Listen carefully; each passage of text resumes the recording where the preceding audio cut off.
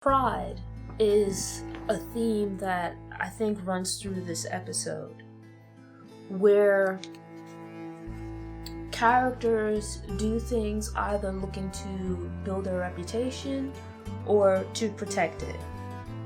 And it leads to some pretty disastrous results, or sets things on a path to disaster. Aegon is currently sitting on the Iron Throne. He is the king who has been placed there by Team Green. But there are questions about his claim to the throne. For the entirety of his life, Aegon's that is, Viserys maintained Rhaenyra as being his heir. So initially Rhaenyra was named as Viserys' heir after Daemon was removed from contention. And the hope was that if he then had a son, that he would change his mind, that he would renounce his declaration of Rhaenyra as his heir in favor of this son. And so you had Hightower and other people, working behind the scenes to make this a reality. The belief really was that at the time of his birth, that Aegon by default would become Viserys' heir. But that also, it was hoped in time Viserys would change his mind and he would also name Aegon as his heir. But Viserys lived from the birth of this son until his death, never having changed his mind about that. In actuality, just, the day before his death, he reaffirmed his daughter Rhaenyra's position as being his heir during the whole thing with the Valyrian guy, that up until his death, he publicly continued to proclaim Rhaenyra as being his heir. And as a result of that he's chosen Rhaenyra time and time again, having her be his cupbearer at council meetings. Initially, there was a rough start when it first began, but in time, you could see that he pulled her in. Something that he never did for Aegon. And if you think back to the first episode where Aegon brings his son into the council meeting and sees it as a way of preparing him to be heir.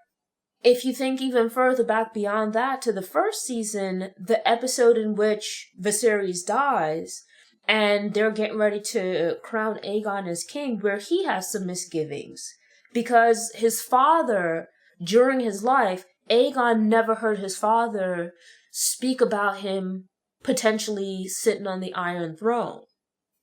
So everything throughout Aegon's life has pointed away from him succeeding Viserys.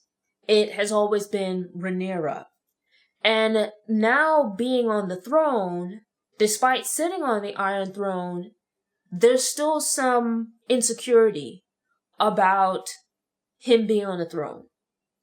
And through that, you see this, some of it is emotion in that he had this tragic loss in the previous episode, the murder of his child, which is understandable that anyone would be outraged by such a tragedy. Seemingly at every and any opportunity, he is open to putting himself in harm's way and getting involved in the fight and joining the fray, I think in part because you have a few things at play here. You have his brother Aemond, who is known as being a ferocious fighter, and no one's really checking for Aegon in that regard. And so you have it where he seems to be trying to make a name for himself. He wants to be taken seriously. The first episode, it started out with him trying to be like a man of the people, looking out for the small folk, showing that he cares about them, doing acts of kindness for them.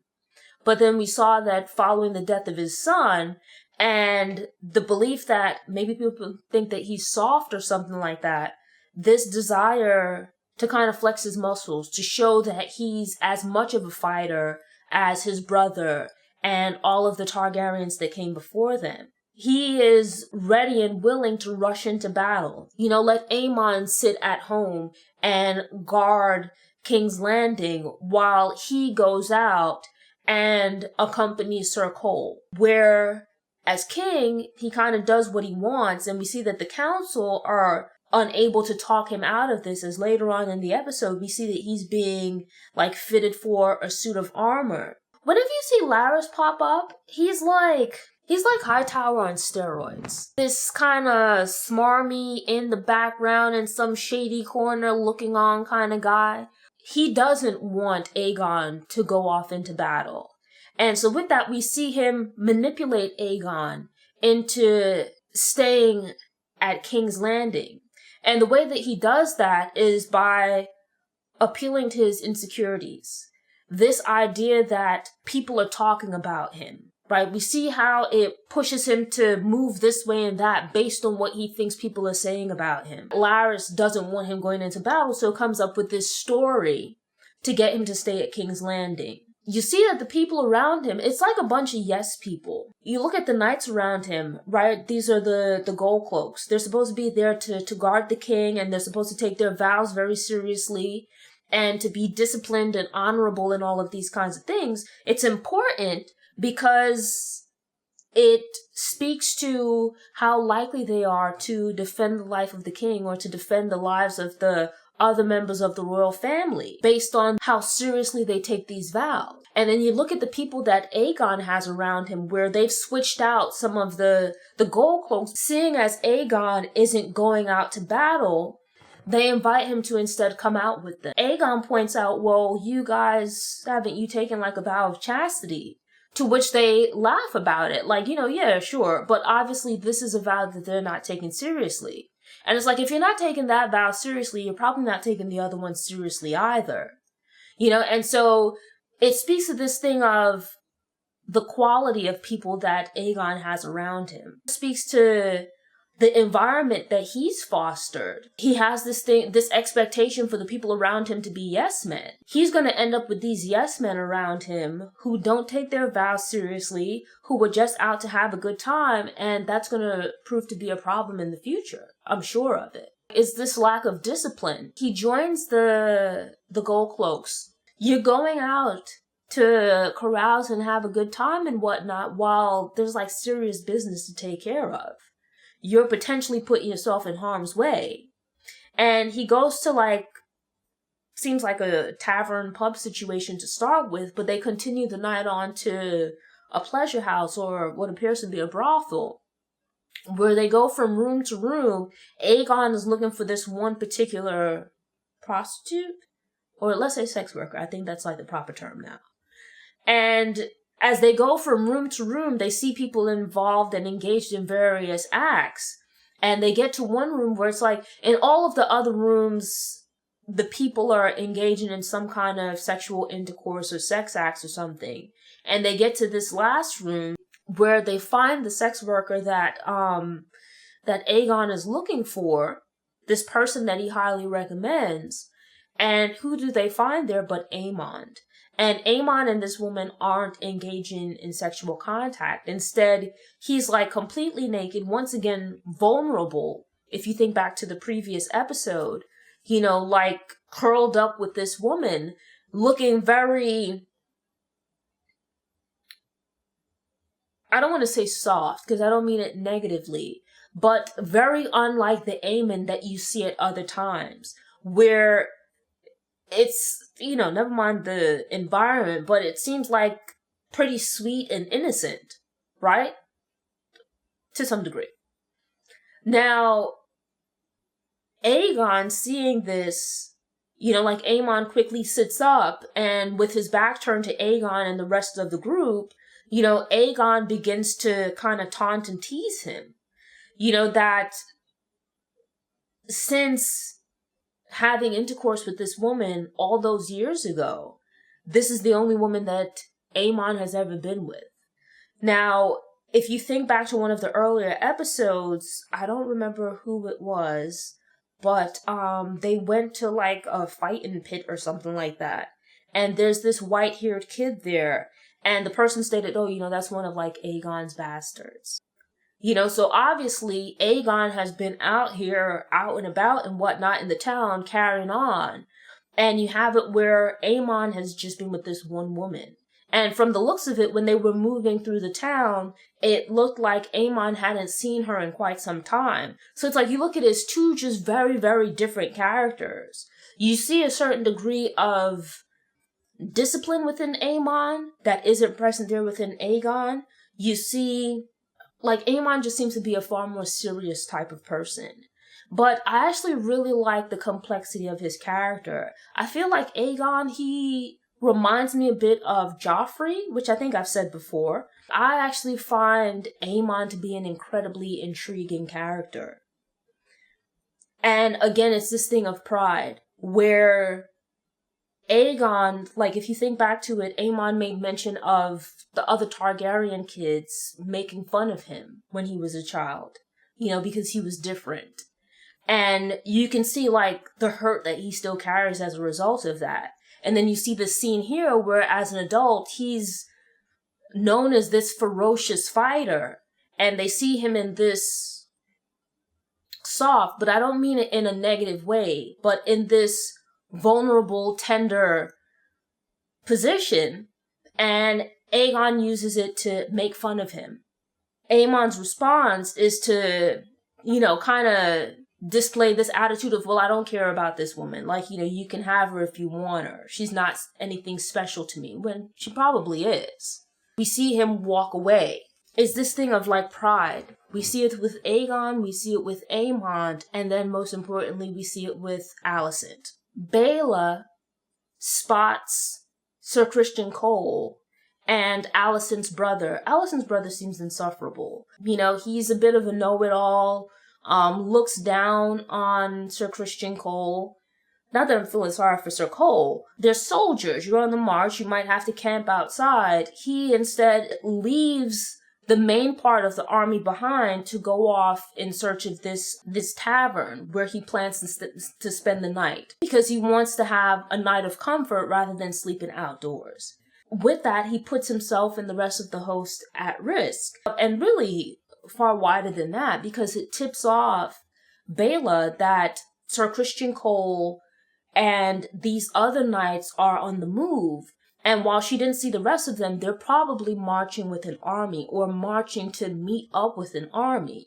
So with this, Team Black now knows that Team Green is on the move.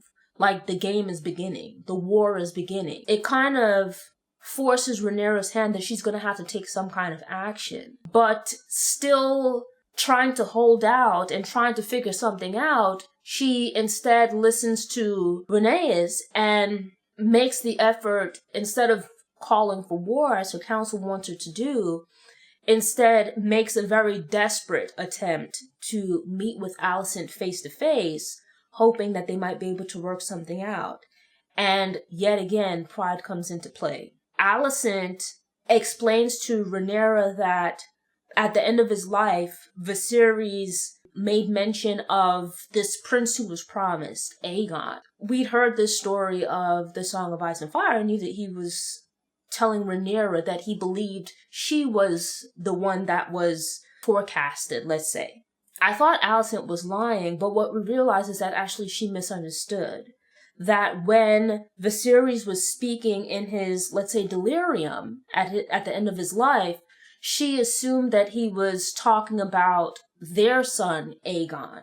And thus, she made moves to put him in place as king. But the reality is that he wasn't speaking about Aegon, their son. He was speaking about Aegon the Conqueror. And her not having the ability to clarify with Viserys, it's like she ended up setting all of this other stuff in motion, operating on flawed information. Not inaccurate, not wrong, but flawed. Why? Because she didn't have an understanding of what she was hearing. You can see from Rhaenyra where initially she begins to cry because she's thinking that she was mistaken, that her father in his last moments had seemingly a crisis of faith and betrayed her. But as Alicent begins to explain the story, she recognizes that no, actually Alicent was mistaken.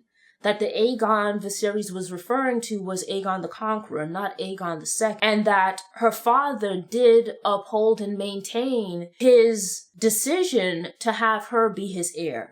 Alicent has caused this great calamity and brought them to the point of war due to her misunderstanding what Viserys was saying. It's at that point that Rhaenyra calls on Alicent to do the right thing, to correct this wrong. For the last episode or two, I'd been feeling sorry for Alicent because I looked at it as she was in over her head, and it seemed like she was trying to do the right thing, but there's this thing of hypocrisy and self-righteousness that just runs very deeply within her, where she states one thing, she claims to have certain values, but then acts in opposition to that. She's made a serious error, a serious mistake, and it's still within her power to try to fix it, to apologize and try to right the wrong. You see, Rhaenyra has made this great effort, put her life in danger, really, to come and speak to Alicent. She tries to do the right thing,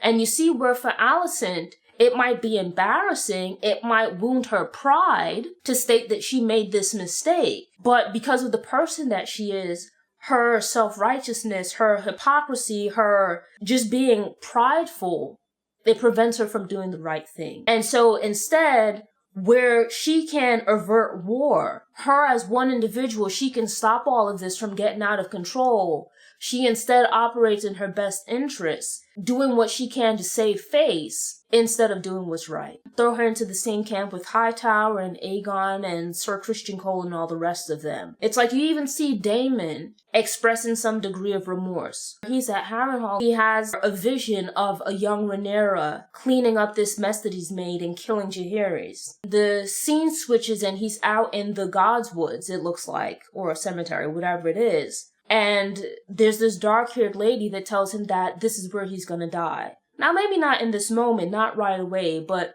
it's like a pretty heavy premonition. And you can see that it shakes him up. But even with Daemon, you see that he's starting to feel some remorse for what he's done. Will he apologize for it? Will he try to right it? Probably not. But again, it's this thing of pride. And, you know, the saying pride comes before the fall. That's certainly the case here. Thanks for tuning in. To ensure you don't miss any episodes, subscribe to the channel, click the notification bell, go ahead and click the thumbs up button if you like what you saw, and go ahead and share it on social media.